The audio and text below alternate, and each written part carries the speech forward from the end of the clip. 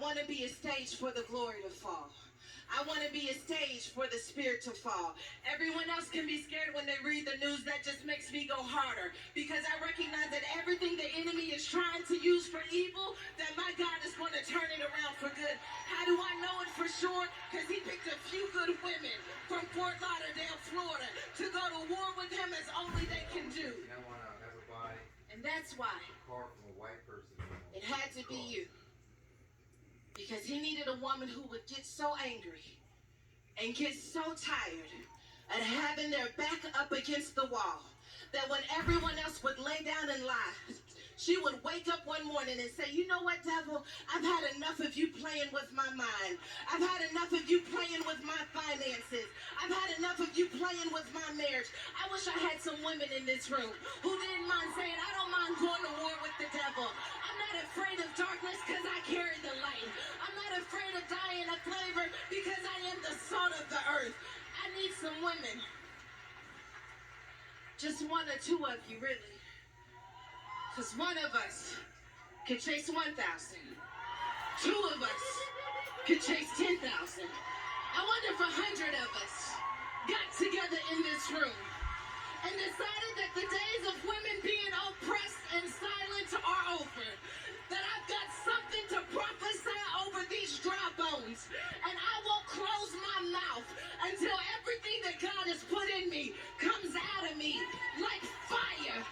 Shut up in my bones. They're going to make me preach in Fort Lauderdale, Florida. I promised I wasn't going to preach, but now I'm starting to feel like there's some devils in this room.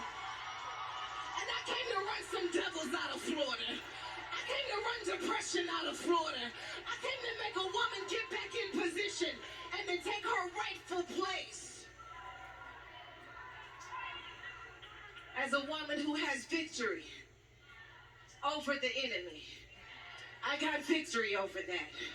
I've got victory over addiction. I've got victory over cancer. I've got victory over everything that's been happening in my family. I've got victory over suicidal thoughts. I got victory over that. I know it doesn't look like victory. I'm telling you where it's going to end. You're looking at the middle, but I'm listening to what God said first. God said I was going to come out of this. God said that this thing wasn't going to take me out. I'm prophesying.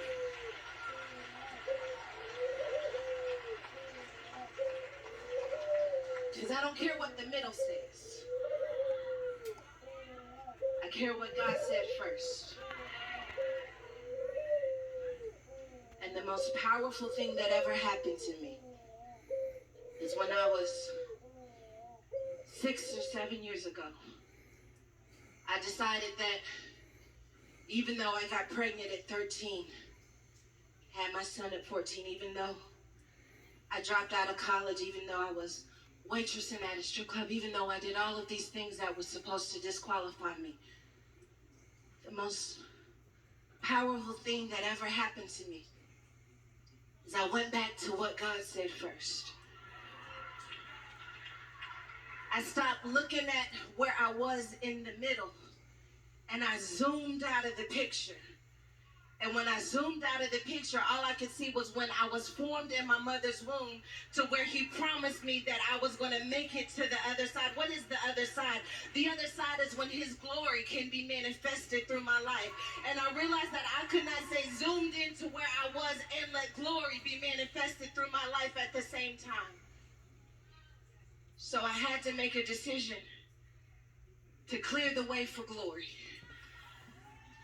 to clear the way for his anointing to fall, to clear the way for him to show up.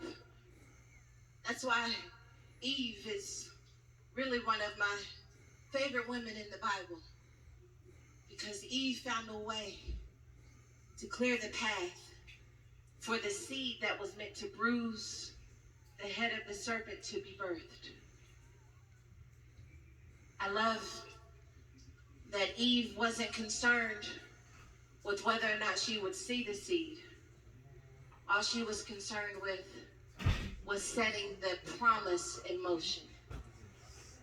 So Eve has Cain and Abel, and they had beef.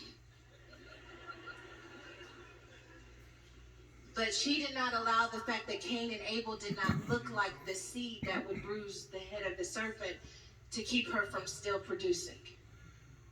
She chose to keep on producing even when the thing that was supposed to be the seed or could have been the seed died.